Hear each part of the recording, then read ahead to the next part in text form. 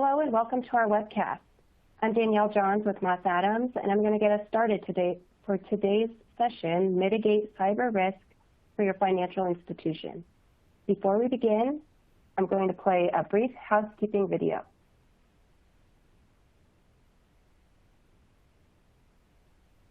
Welcome, and thanks for joining us. We're pleased to present another in our ongoing series of continuing professional education webcasts to help companies and individuals conquer challenges as they plan for what's next. Our presentation will start in a few moments. Before we begin, here are a few things to keep in mind. You can customize how you both view our presentation and interact with the presenter. For better viewing, close all other applications and turn up your speaker volume. You can also adjust window size and placement or enter full screen mode using the controls at the top of the window or dragging the bottom right-hand corner to resize. At the bottom of your screen, you'll see a series of icons, each relating to a different aspect of our session. You can download the group attendance sheet and a PDF copy of today's slides from the slide deck and handouts widget to the right of the slide view. You can ask our presenter questions during the webcast by typing a question in the Q&A window below the slide view and clicking Submit. We'll do our best to answer all questions during the presentation or follow up via email. If you experience technical difficulty during today's presentation, refresh your browser by hitting the F5 key. Today's session will offer you 1 CPE credit. To receive credit, you must meet the requirements as specified by the National Association of State Boards of Accountancy. You must attend at least 50 minutes of the session and respond to at least 75% of the polling questions, which we'll ask throughout today's presentation. To respond to a poll, click the button next to your answer. We'll track your progress and alert you when you've earned CPE credit. You can then click the certificate icon in the CPE Progress widget to open a PDF file that you can save to your computer. Don't worry if you can't download your PDF certificate today. We'll email a copy to you in 2 weeks. If you're attending this webcast in a group, you must complete our attendance sheet to receive CPE credit. The attendance sheet is available in the slide deck and handouts widget. Please have all group members sign it and send only 1 sheet per group. Also note that CPE credit can be awarded only to participants registered as themselves and isn't available to participants who view the on-demand version. As a reminder, the presentation you're about to see isn't legal, investment, or accounting advice. We encourage you to seek the counsel of a professional service provider to apply this content to your specific circumstances.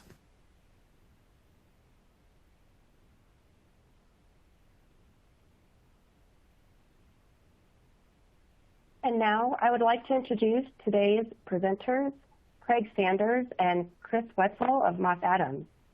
Their bios and contact information are located in your webcast console if you would like more information.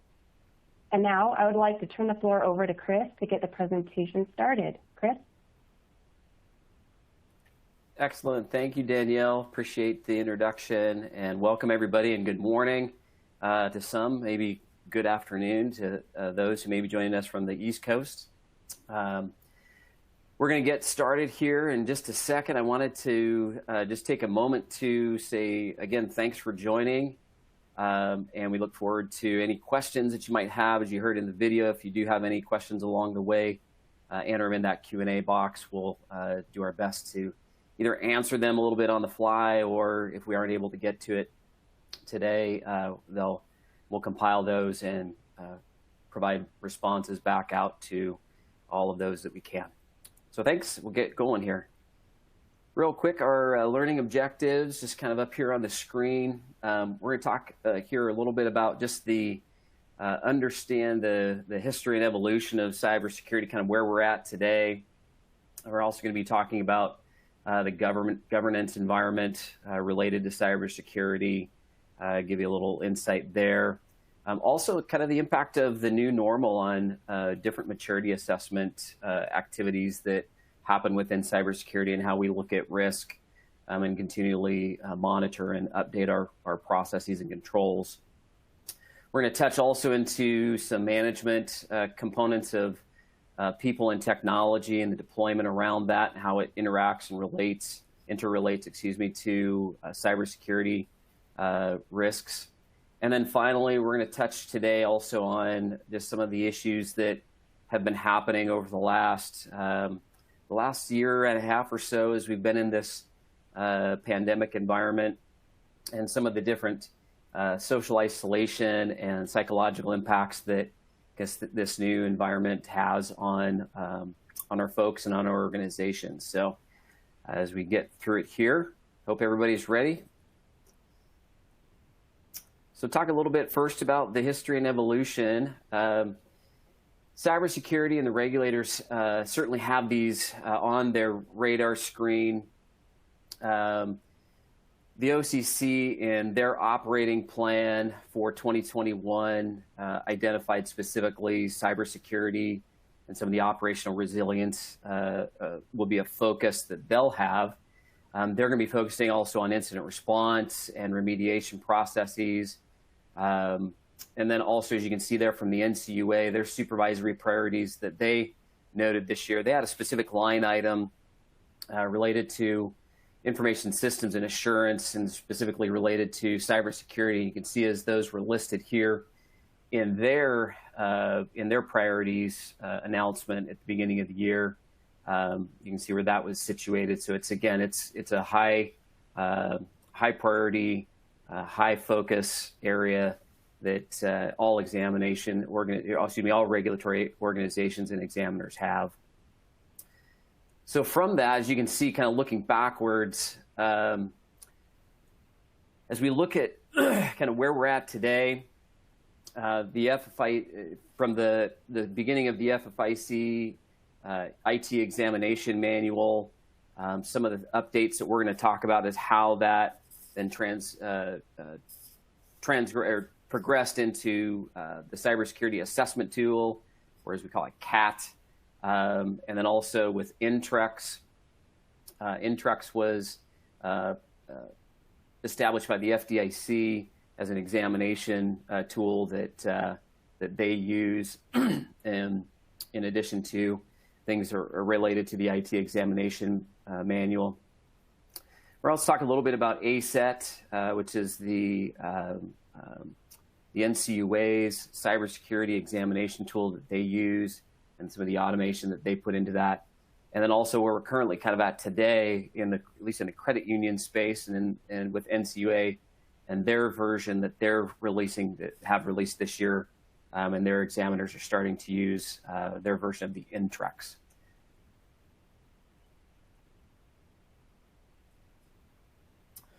So Danielle, kind of kick it off here. We've got our first polling question just to kind of set the table. If we could talk through this one real quick and let folks answer. Absolutely. Thank you, Chris.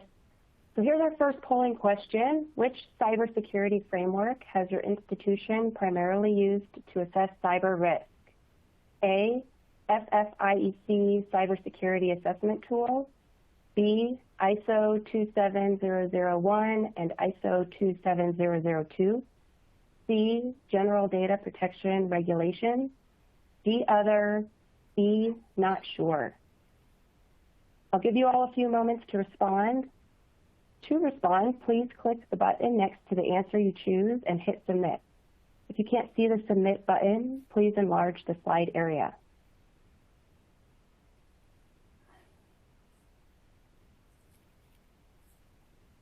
Great, we'll leave this up for just a few more seconds. Thanks, Danielle. And while here are the people are results. finishing up there. Great, yeah. So you can see the vast majority of those that are aware of what their organizations are doing with the related framework is based on the cybersecurity assessment tool. A few folks who are using ISO frameworks, and then also the GDPR. Real curious, and we won't talk a whole lot about this, but I'd be interested for those of you who may have answered other, if you don't mind sharing some of those things in the Q&A for ourselves. Interested to see what you may have been using, and then also there might be some of the other participants and attendees today who would be interested in what other frameworks you might be using to assess risk around cybersecurity. So feel free to add those if you're aware of those, and we'll get moving on here. So as we kind of set the stage a little bit, we talked there visually, we saw about how the FFIEC IT examination handbook, really the foundation for this was established back when GLBA was written into law and passed in 1999. And with that, the purpose of that was to try to update and modernize the financial industry, specifically around security of information, privacy of information. There were some pretty large overhauls and uplifts of the examination handbook at that point. The section 501B, which really keyed in, was the primary catalyst for a lot of those changes, which mandated the standards around safeguarding customer information and guidelines for developing different technical safeguards, physical safeguards, administrative controls, and such to protect our customer and member information, specifically security of it, confidentiality of it, and the integrity of that data that we're storing. So with that, there was, as I mentioned, there were substantial changes to the Ffiec IT examination handbook at that point, and really kind of catapulted the examination and a lot of the audits that were being done around those areas. But it was also good, really a good basis point also for organizations and institutions to kind of get a sense of where they needed to focus in with these new standards, these new regulations. And then as we moved forward from there, the cybersecurity assessment tool, or as I mentioned, CAT, is what it's commonly referred to in our industry. That was published in June of 2015. So it was really kind of the next major update to the whole standards and framework around which cybersecurity is based. And the interesting thing was that when we saw this and when these came out, we saw the domains, we saw the different components under each of those 5 domains. Those of us who had been working in the industry around this and doing a lot of work around IT audits and network security and IT security reviews saw a lot of similarities to what was being put forth in those control structures and those control requirements in those domains of the cybersecurity assessment tool. And interestingly enough, it didn't take Ffiec too long, and really a matter of not even quite 2 years, to update the mapping. And basically, in Appendix A of the Ffiec IT Examination Handbook, updated the information security and management booklets so that all of those things tied directly back into the CAT. So if you look at the CAT today, there are references now that have been added that map to those IT exam handbook areas in information security and management. And the nice thing is that it really helped reiterate to the organization, to the institutions, that that what you saw in the CAT was really the baseline and the base level of where controls needed to be implemented within that. So that was a good update that was made there. As we fast forward then further, you can also see here it was used primarily as a self-assessment tool. And we're able to take a look at how your maturity level for each of those domains was mapping to your inherent risk, see where the gaps might be, and be able to measure preparedness of where you were at and where you might need to fill in, or where you were ahead of the game, and could focus your energy on the areas where you needed to, the institutions needed to continually improve controls in certain areas. Coming along shortly after that, really with just following that, the following year in 2016, the FDIC published their new INTREX, which stands for Information Technology Risk Examination. This was, in essence, to be used as a program that allowed examiners to, again, work a lot of those cybersecurity components, interlay those and interlace those into the things that were already being looked at in their exams, and then giving them a kind of a renewed focus in on effectiveness of controls and processes and procedures. in IT and cybersecurity.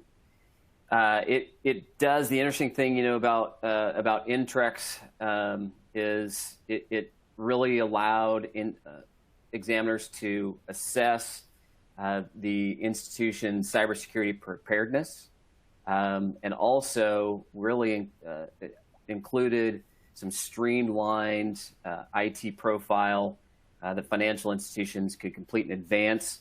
So it gave kind of a look forward. Here's what it is. And a lot of our clients that we were talking to and a lot of the industry was looking at how can we use this to help reps prepare for examinations, and in the process help us update and improve our processes that we already have in place.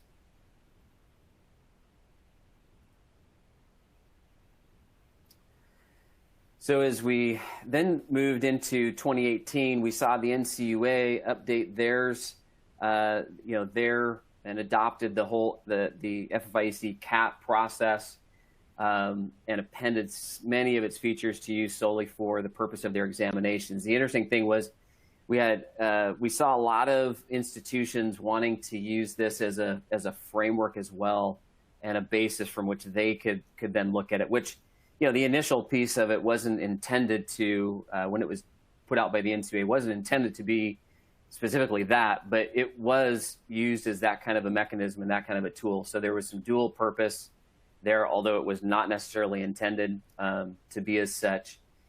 And so it was first used to examine credit unions that were, over $1 billion in assets. And then in the sequential years there, 2019 and 2020, it was then staggered down and beginning to be used in smaller institutions. And then as of today, it's definitely used as a basis point for all NCUA examinations related to cybersecurity.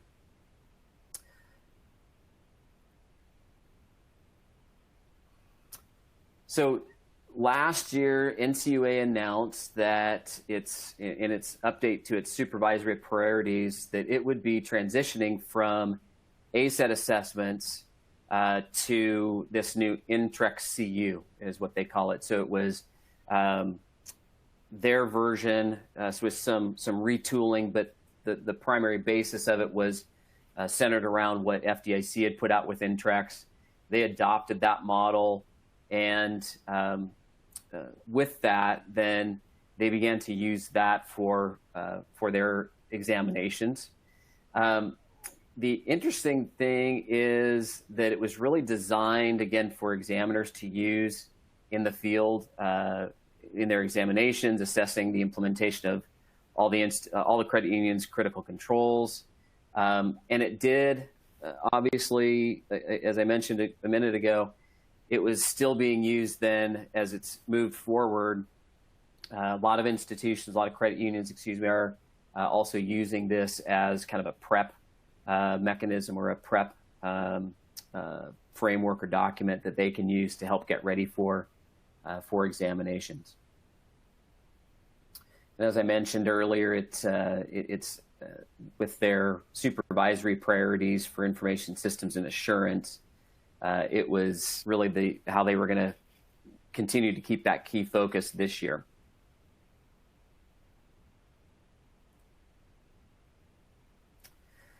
So a few of the key differences as we looked through this, the CAT and the ASET are definitely self-assessment tools, although they were sort of leveraged in audits and examinations. It really primarily was to be used, those are to be used as self-assessment tools. That was the original objective.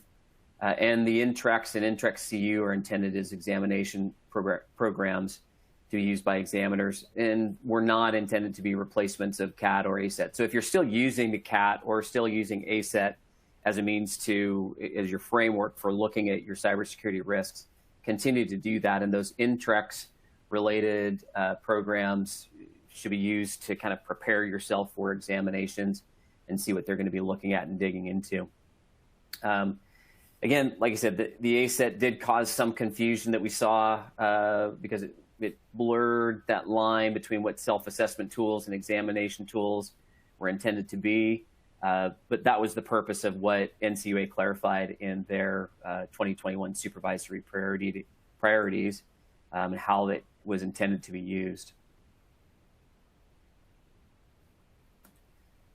All right, so we'll jump in now to the governance side. I think, Danielle, we have our next kind of polling question to kind of tee up this, this next area. If you could take us through that, please. Thanks, Chris. So here's polling question number 2. My institution's board is actively involved in our cybersecurity governance. A, true, B, false. As a reminder, if you would like to receive CPE credit for today's webcast, you will need to respond to at least 3 of the 4 polling questions. And for those of you that would like a copy of today's slides, you can download them from the folder that says Slide Deck and Handouts. We will also be sending the slides via email tomorrow, along with a recording of the webcast. And I'll leave this up just a few more seconds. Thanks, Danielle. And just to allay everybody's concerns, this is an anonymous survey. So if for those of you who answered false, no one's going to know. Just you're the only one. But thanks for jumping in on that, Danielle. Looks like we got our results up. Most everybody has acknowledged their board is involved actively in cybersecurity governance. We do see a few where where there may not be quite as active, or maybe some cursory involvement in there.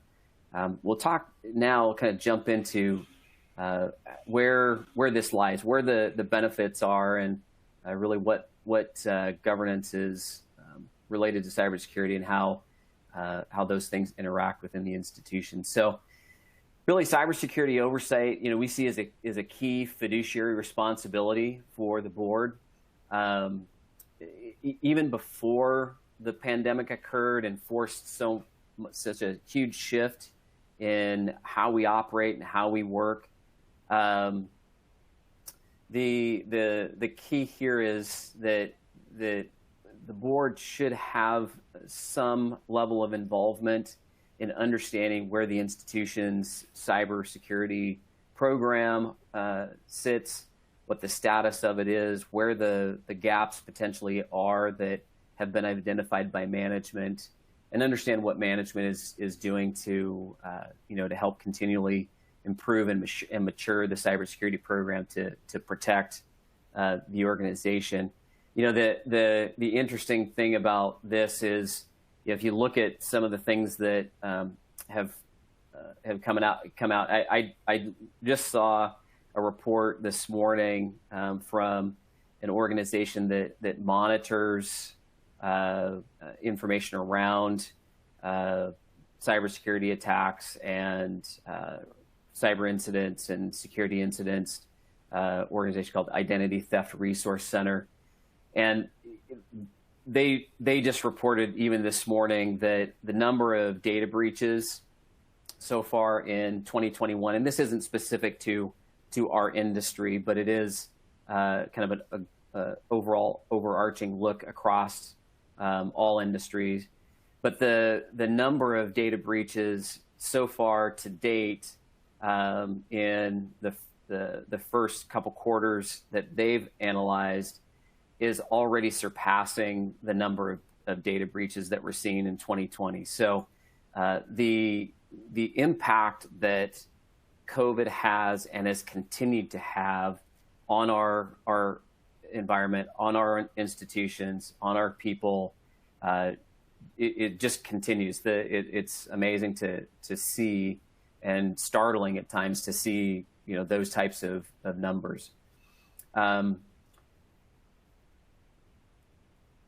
So with that too, then, boards should be asking a lot of the questions that or internally in organizations we're sort of already asking.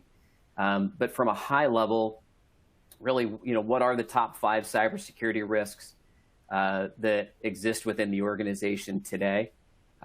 If the board can have an understanding of that, they can then, have oversight and understanding of what management is doing, how we're managing those risks, how we're identifying those gaps and plugging those holes in our processes and procedures, and then how is security governance also being managed. So because those can be different things, security, cybersecurity, they all connect together, but they are focused on different areas in the overall picture of security within the organization. And ask also, for in the event of a serious breach, do we have a good, robust response plan? How have we been testing that? Has it been tested? What are we doing? Those are the types of things that will give the board some assurance around what management is doing in this area. From a planning perspective, what are for instance, if it's credit union, what's the credit union's plan for worst case scenario? Really any institution can be asking themselves this, and what are the metrics that we see and need to provide to the board related to monitoring risks, including the viability of our programs and our controls. Has management applied results from testing or simulations from other industries? We can gain a lot of information and a lot of understanding around how to control our risk and how to manage our risk from what's happening in other industries. Financial institution industry, and we're going to get into this here in a few minutes, some of the numbers around it, tends to do fairly well related to other industries because of the amount of regulatory scrutiny and just being the backbone of the economy and the importance that's placed on that. And then also have appropriate resources, and that includes both funding and staffing. Have those been allocated to manage future risks? What do we see coming up? What do we see looking forward? As we work through our self-assessment processes, how can we identify what those potential risks are coming our way as we continue to add products, add services, change our footprint within geographies, and how that impacts and changes our organization's risk profile. Here's also some information we wanted to share, just kind of defining some critical roles that the National Association of Corporate Directors has identified for corporate boards. And as you can see, it aligns right with what we've been talking about, really overseeing management on behalf of the members of our organization, the customers that we have, and other constituencies, and then advising management of any involvement in everyday operations. How can directors and how can boards be helping with the conversation? How can they be moving the organization forward at the level that they're at? Requesting expert sessions for technology and security considerations as they continue to manage their way through the pandemic is one. Looking at supply chain, looking at vendors and business dependencies that our operational components have, and what that means to organizations, and how can we continue to monitor the risks around those relationships. Okay, so as I mentioned here, we're going to kind of jump to what's today, right? What are we dealing with? Some of you who have maybe seen some of our presentations in the last year or two have seen this slide. We like to reiterate it because, again, there's a lot of myth and reality out there when it comes to cybersecurity and information security threats. That a lot of times it's seen as, threats maybe only come from the outside. Threats come via vulnerabilities to our systems. The reality is that all businesses and all organizations are susceptible to cyber risk, to threats that come from malicious actors and bad actors that are out there that trying to, to get data for their own purposes. trying to breach organizations and leverage that in a harmful way. So as I mentioned a moment ago, every year we review and look at the Verizon data breach investigation reports. And this is just kind of a comparison to give you a sense of where things were in 2020's report, which was 2019 information and data compared to 2021. And you can see in 2019, as reported in 2020's report, the financial services industry, which incorporates not only financial institutions, but also mortgage lenders, asset management companies, any organization or any business that's financial services related. It was fifth in reported incidents and first in confirmed breaches and data disclosures. This year's report noted that the industry ranked sixth, which was a drop, and fourth in confirmed breaches. So a little bit of a drop there too, from a ranking perspective. But as you can see, the numbers, 448 confirmed breaches and disclosures in 2019, and 467. So there was still an increase there. So we're still seeing a lot of confirmed incidents and confirmed issues related to cyber incidents. Organizations with less than 1,000 employees experienced nearly twice as many breaches as those of 1,000 or more employees. So you can see that, as we talked about a moment ago, every size of organization is susceptible. And in fact, now more so, the bad actors are going after the smaller organizations because in that segment of businesses tends to not have as sophisticated of controls and are continually trying to develop and improve their controls around cybersecurity risk. The interesting other thing too here, we're really now seeing almost every breach, every attack is financially motivated, and this is up 5% from the prior year. You could basically just round that up from 96% to almost 100% if you wanted to, because the reality is, like I said, there's some financial motivation that's coming from as a back end motivation to breach organizations. And we're going to talk a little bit about that here in just a second too. So you can see from Insight's, their 2021 Banking and Financial Services Cyber Threat Landscape Report. This is something, again, that this organization does each year. Kind of a few bits and pieces of information that we pulled from this report that are of note. First, the shift in focus to directly target financial institution networks was up, and perpetrating fraud much more so than using payment cards or online banking credentials to defraud individuals. So that was a shift that we saw, or that Insights saw in their report. In addition, ATM malware continues to be an issue. They've identified that threat actor offering source code for unidentified ATM malware targeting, WinCore, Diebold, and NCR machines for $10,000. So the amount of money that can be made even still off of the ATM malware, and think of the hundreds and hundreds of thousands of ATMs that are out there that could potentially be breached. So those organizations, as well as your organization that might be using those ATM specific machines, have some work to do, and continually trying to protect those assets and that form of customer service. So also here, just some of the common cybersecurity attack methods, or cyber attack methods, I should say.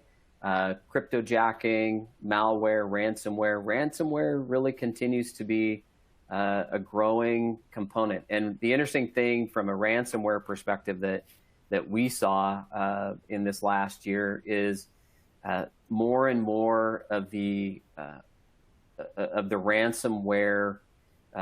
Two things here: the ransomware incidents that we're seeing payments that are being required in cryptocurrency because of the anonymity of those payments.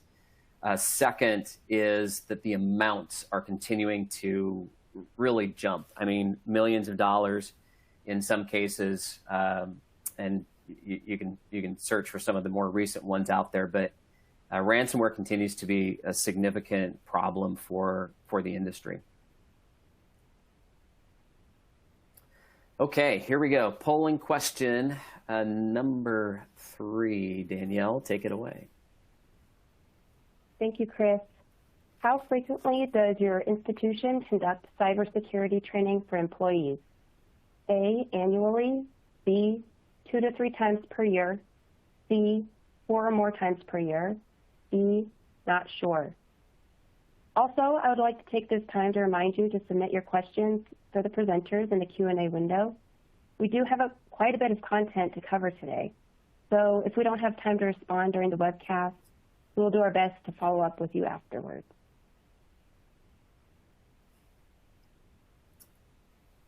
And it looks like the responses are coming in pretty quickly. I'll give you a few more seconds.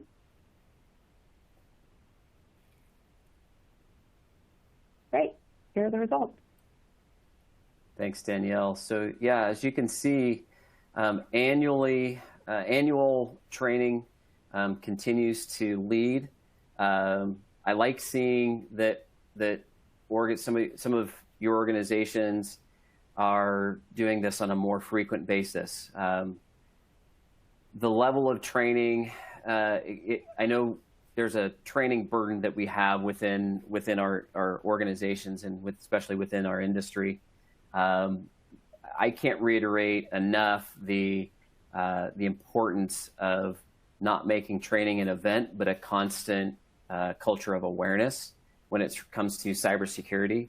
Cyber issues and cyber threats are constantly evolving every day. So with that, we need to be looking at more consistent, more frequent, and that doesn't have to be big, kind of training sessions per se, but it can be quick awareness information that gets sent out to our employees, tests being done on a more frequent basis, just to continue to raise that level of awareness. So thanks, everybody. I'm going to turn it over to Craig and let him take it home from here. Thanks, Chris. So we're going to cover a couple of new sections that really have come about because of the pandemic that we've all been in. And hopefully along the way, I can answer a couple of the questions that are in the Q&A that relate to these areas. And if not, we'll try and pick up as many as we can at the end, as Danielle said. So the next section we're going to jump into here is the management of people and technology. We went out and found some studies that showed, the number one asset we have obviously is our people. And Harvard Business has identified kind of the 5 strategies that help us manage people through a crisis. And the reason this becomes so critical is during this crisis, as we'll talk about, people are tapped with a bunch of emotions, a bunch of stresses, things that maybe they didn't have 2 years ago, that have a real impact on our cyber risk profile, our data integrity, and the protection of our institutions. So the number one thing they cited was there was a lack of and a huge benefit from just showing appreciation, and that is, could be done in very simple ways. It could be, coffee cards, some additional employee, recognition events, and just letting people know that times are hard and there's a lot of stressors out there, and we appreciate our teams and the people that make it all work. Providing individualized support. A lot of organizations, including ours, have had new programs rolled out in the form of employee assistance programs where they can provide organizations that people can reach out to and have conversations with about the stresses of being isolated, the stresses of the pandemic, the stresses of not being in the office with all of their coworkers, and how to cope with those and work through those issues. Involve team members in decision making. Oftentimes when things are stressful and management teams are trying to navigate these waters that we're in, they tend to make decisions because they gotta get things done. We have to make some rapid decisions, or we feel they have to be rapid decisions because there's just a lot going on and we got to move to the end of the day. But the involvement of team members in that decision making really instills in them that they're part of the solution, and not kind of set to the side to just continue to do their job and let management take care of the rest of the stuff when they might have some valuable input. That valuable input kind of goes to this fourth bullet. Entrust your team members with new responsibilities. Nothing makes people feel more included than be giving responsibilities that they don't have. It instills in them that they are a part of the solution, that they're valued, their opinions are valued, their ideas are valued. And it creates a collaborative environment where they can build that bond with people within the organization that they may feel has been diminished because of where they're at from an isolation and a remote workspace.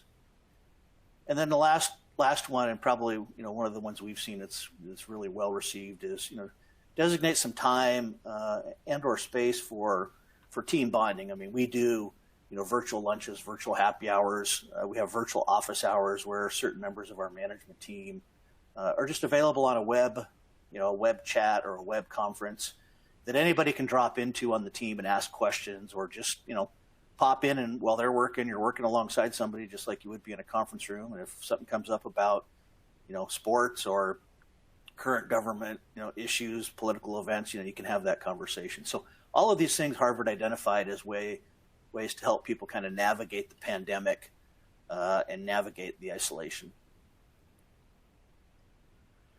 The management of technology. A lot of times, people say, well, I'm compliant, so I'm secure.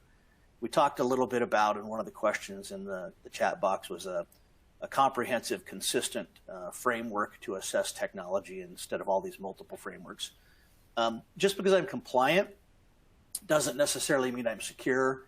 And all of the frameworks that Chris talked about, and then a couple of the others that were listed, the NIST, the CIS, the CFS frameworks, really at the root of it, they all cover the same stuff.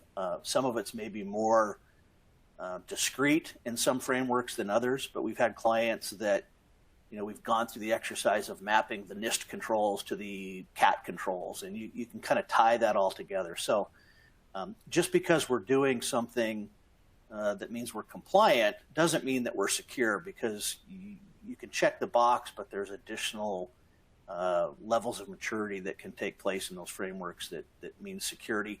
And with cyber changing and the offenders getting more and more sophisticated, and quite frankly, bold every day, right? There was a question about cryptojacking. Don't have statistics particularly on it, but it's a whole lot easier to encrypt somebody's data and tell them they got to transfer you Bitcoin than it is to encrypt their data and say, wire me money that can be more easily traced, or send me a check, or so the method of that financial motivation that Chris talked about has become a lot more anonymous and a lot more discreet, which means it allows people to be, a lot more bold. Patching, we've been harping on patching since, 1999. Patching is going to continue to be a big issue, especially, again, as more sophisticated people get. And, the more applications that are out there, the more new versions of the applications to keep up with the demand. And as we've all seen, our software is really never totally up to date. In fact, I can't think of very many institutions that we've done work with where they're 100%, patched. You got Adobe patches, you got machines that are off, you got people that were on vacation, you've got all kinds of application updates that need to be done and updated. And every time they seem to roll out a new version, there's more patches. So, patch. I don't think you can monitor and manage patching enough. The real-time monitoring services, allows you to really invoke your incident response plan in an expedited fashion. A lot of our people in the past said, well, we look at the firewall logs and stuff, kind of once a month or whatever, which is great because you have it and you're looking at it, but it just means there's a delay from the time that incident potentially occurred, until you detect it and then activate that plan. And all of that time allows those offenders to be in your system, kind of poking around, trying to figure out what their next step is. Staying abreast of the existing and predicted threats. Chris mentioned, we monitor a lot of different cybersecurity news feeds. There's FSISAC out there. There's, FinCEN. There's your third-party providers that will provide you security, security information, security guidelines, new security threats. But the education, in that area and the awareness and the monitoring is really key. Actively promoting training in the organization. This kind of stems out of the governance piece that Chris talked about. The view at the top should be, our people are our most important asset. We've got to train them. They are your best line of defense when it all comes down to it. And then reviewing the best practices. So here we kind of call out the Center for Internet Security. We've talked about ASET. We've talked about CAT. We talked about NIST. So now we're going to just do a quick polling question before we get into social isolation. And Danielle, if you could walk us through that, that'd be great. Thank you, Craig. Our final polling question.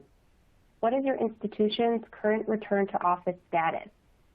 A, only necessary frontline staff are working at the institution. B, about half of the staff is working at the institution. C, most staff have returned to the office. D, not sure. Once you've completed all CPE requirements, you will be able to download a PDF of your certificate from the CPE progress window.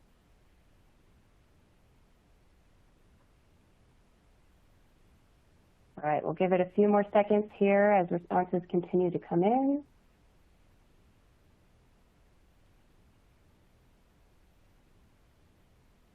And here are the results.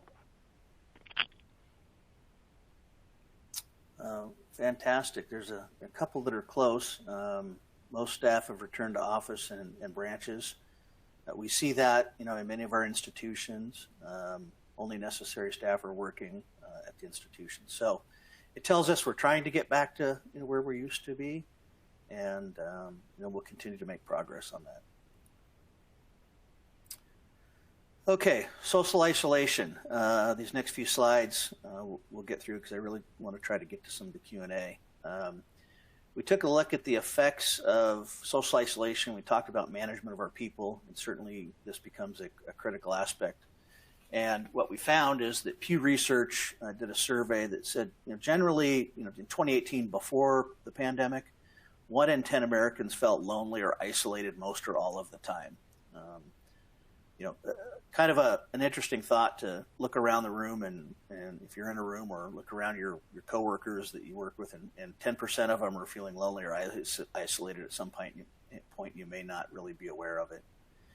And then as part of that, they defined that social, isolation, but they called out social isolation, which is not necessarily bad. Most people crave some solitude, at least occasionally, and it allows them to kind of unwind. There's lots of apps out there, Headspace and others, that help people do this. But social isolation, refers to that solitude that is unwanted and unhealthy. And so if you're isolated to the point where you really don't want to be, and it's becoming unhealthy, that has a huge impact on, how I can produce and contribute to my company. And all of those things need to be watched because when people get into that state of mind, they're a lot more easily exploited from a cyber perspective, maybe than somebody that's, psychologically, on top of their game. A lot of the causes of this social isolation and how they get there identified, number one is partner violence. It's become more and more prevalent because people that normally spent, 8 to 10 hours of their day apart are now together 24 hours a day. Loss of loved ones. There's a lot of depression going on. Suicide rates are up. People are losing loved ones not only because of depression, but because of health issues, and that loss is wears on a person significantly. Mental health issues, we talked about those, employee assistance programs, just feeling down, not having people to talk to like you normally did that might be able to pick you up. Working remotely, certainly we know the impact on that. Physical impairments is a cause of social isolation because people can't get out and be social. Social media, this is an interesting one because we see a lot of activity in social media, but it causes a lot of isolation because there's just a lot of people, spewing on, things that are important to us or spewing on the things that we have close to our hearts. And it can be quite demeaning at times and cause us to be, feel quite isolated. And then certainly unemployment. As unemployment was up, people were starting to feel isolated. They didn't have a job, didn't have people to deal with, and they become more of a target when they do get back to work. So we talked about some of these impacts. Loneliness and depression, they go hand in hand with anxiety and fear. People that are experiencing anger and resentment, the effects cause people to execute actions and create, potentially unintentional data disclosures, because they're just not on their A game. They're off center and not really feeling like they're part of the solution. They just feel like the problems are overtaking them. And when we're remote, dispersed from our centralized locations, it creates more access points for those offenders, to exploit what they're trying to do. We routinely hear, people getting phone calls at home about the IT help desk wanting to help them, which, if you have a reasonable request, most people want to try and accommodate it. And so if they're in a isolated, feeling down state and they think they need help or they don't have time to really kind of query and think about it, they might allow somebody to take control of their computer and do something adverse. So this whole area creates, kind of poor decision making. And to kind of wrap this section with prevention, individuals can lessen, the negative effects of isolation by taking steps to address challenges, right? Engage, encourage them to engage in relaxing activities. Get up, get away from their desk. When you're home and office are 5 feet apart, it's kind of hard to really pull yourself away, is what we've observed and what we've been told. Engage in activities that allow you to relax. Listen to music, meditate, journal, hobbies, those kinds of things. Follow routine. Create time in your day. We've always talked about work-life balance. You got to create a blatant time in your day to promote that sense of normalcy, to get out away from your desk, to get outside and do something. Maintain healthy habits, eating well, physical activity. Stay connected with your coworkers. Stay connected with friends. Phone calls, texting. We talked about social media, certainly video conferencing. Then stay informed. Keep in the loop about what's going on, in the institution. Keep your coworkers. Keep that connectivity that you had while you were in the office together in close proximity to each other, but you've got to be kind of blatant to do it, in the digital world, and it can help. So these are all kind of the things that we've seen this escalated management of people, escalated management of technology, the effects of social isolation on the cybersecurity profile, of the institution, and all things that really need to be considered in those risk assessments. So from there, I think we've got some time for questions. I think we've got about 5 minutes, and then Danielle's going to wrap us. So as I look down here, the role of the Supervisory and Audit Committee regarding cybersecurity versus the role of the board. I think from a governance standpoint, all 3 of those organizations have a role. Your Audit Committee really is focused, primarily on executing the audit plan, making sure it's comprehensive. Certainly a component of that is cybersecurity. So they would, in that case, they would take the lead from the tone at the top, which would be the board, who should really have kind of the higher vision of governance that Chris talked about in terms of what are our 5 biggest threats and how are they being handled, and do we understand what the testing and training programs are. And then that Supervisory Audit Committee should be involved in making sure that audit, or that third line of defense, is really addressing those in their programs each year to make sure they're being addressed. We talked a little bit about cryptojacking, and we're happy to try and find some statistics for you there. And then we had one here that was interesting about what's cloud security versus local security, in a cyber world.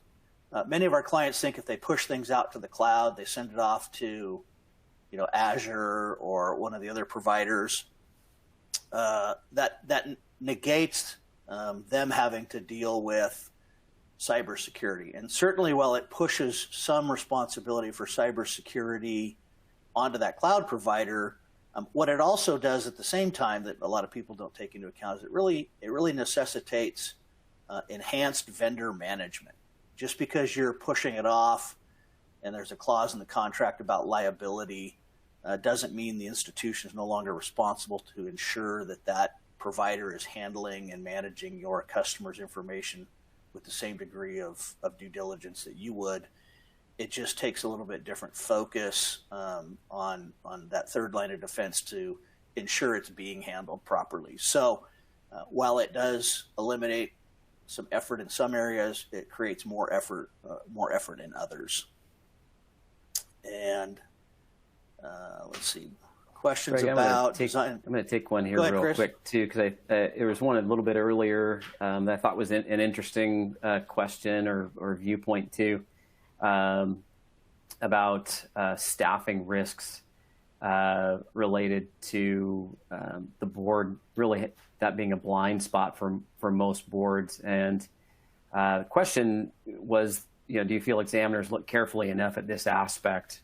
My perspective, and then I'd be interested in your perspective too, Craig, is that this is probably not looked at very, very frequently by examiners, only in certain instances where they might see significant systemic control gaps that they then dig into further and find that staffing is an issue. We don't see that many comments that our financial institution clients get related to inadequate staffing levels unless there's a real significant deficiency that's found. So I would agree, and it, like you said, it stems from is there enough staff for proper segregation of duties, from a security standpoint, or enough staff to carry the skill sets that they need to manage the environment, but it doesn't often bleed into the effectiveness, of the staff or the efficiency of the staff. And then we touched on this briefly. There was a question about designing a single comprehensive assessment tool, and I tried to touch on this a minute ago. There are a lot of assessment tools.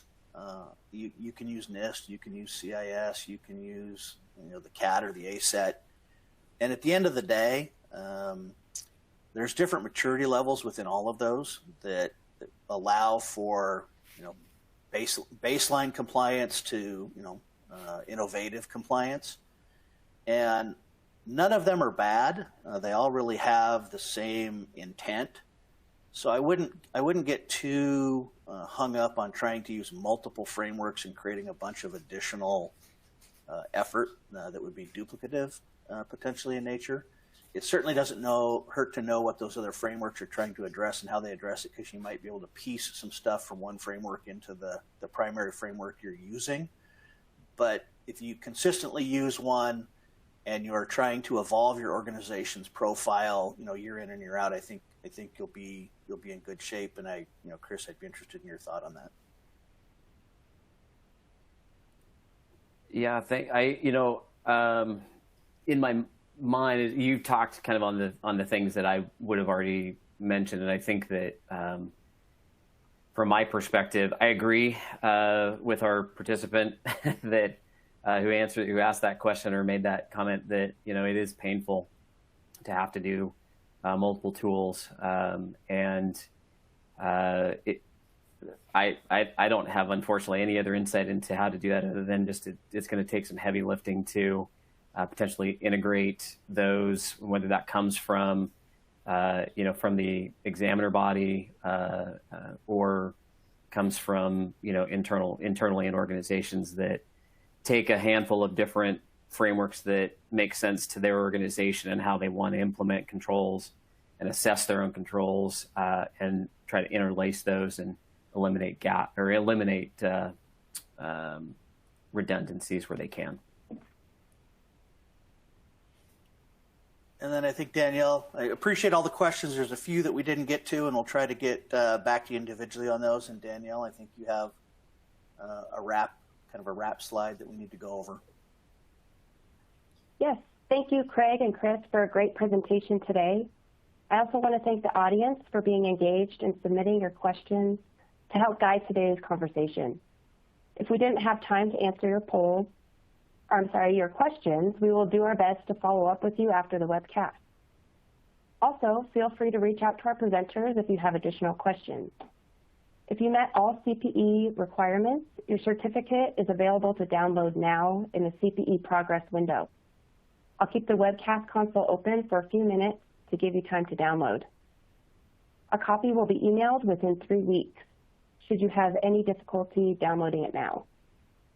As a reminder, if you attended today's presentation in a group and would like to receive CPE credit, you must complete the group attendance sheet found in your console. Finally, here's a link to an online survey for today's presentation. Please take a moment to complete this survey, as your feedback is very important to us. Thank you for joining our webcast, and we hope you'll join us again next time.